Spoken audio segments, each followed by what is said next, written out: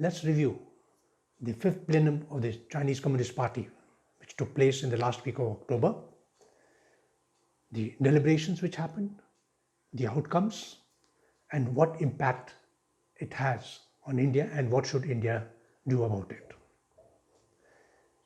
The fifth plenum has highlighted some of the prominent trends which are likely to be seen in China in the years ahead.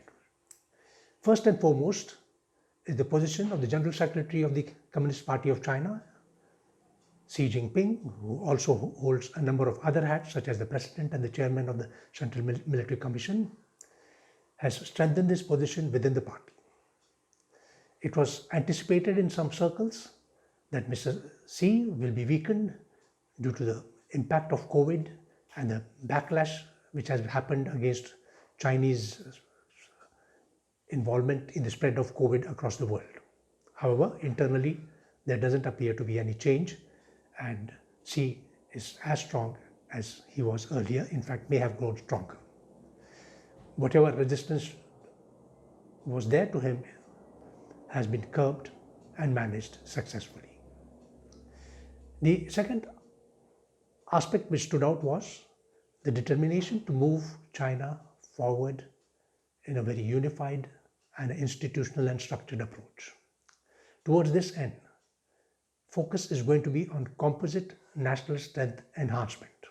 Earlier we talked about comprehensive national power, and the Chinese had made various quantitative models, but today the focus is on composite national strength. The drivers to the composite national strength are going to be first and foremost innovation. China hopes to lead in innovation and allow it to take it forward in the various spheres, including the economy, technology, military, agriculture, science and technology. The objective of innovation will be for creating a well-developed society. Of course, this will have socialism with Chinese characteristics.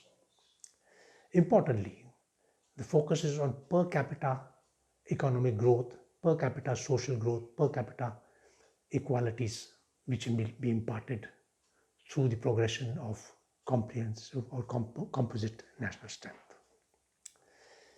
On the economic side, there will be focus both on the internal as well as the international engagement and what is called as the double circulation model. The other important aspect which stands out is social upliftment of the people who have been so far on the margins will be achieved, and the growth of the middle income group is expected to be much higher. As far as defense and security goes, continued control of the Communist Party on the People's Liberation Army is emphasized. At the same time, informationization, jointness and mechanization will be the three streams which will see development. Focus is also being laid on the traditional and non-traditional aspects of security, which includes possibly cyber, trade, economic and energy strengths as well. All this implies that China will emerge as a much stronger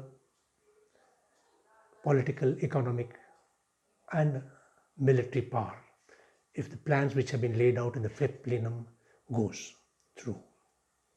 And it is expected that these will. What implication does it have for India? Firstly, India should expect the Indo-China competition, conflict getting harder and harsher, particularly in the South Asian region, where China will like to make a much larger impact through its double circulation strategy. Secondly, in the military and defense sphere, Chinese objective of re-establishing sovereignty over areas which it claims have been lost are likely to grow, and thus what happened in Eastern Ladakh in 2020 could be repeated in other areas as well. What can be Indian response to this? The primary response from India has to be a concerted effort to improve the comprehensive national strength of the country in multiple dimensions, be it political, diplomatic, economic, human resources, technology, information and media, and of course, defense and military. Unless India focuses on improvement of its comprehensive national strength to firstly close in the gap with China and try to catch up with China in the years and decades ahead, the management of the Chinese dragon will continue to pose a challenge. Thank you for listening.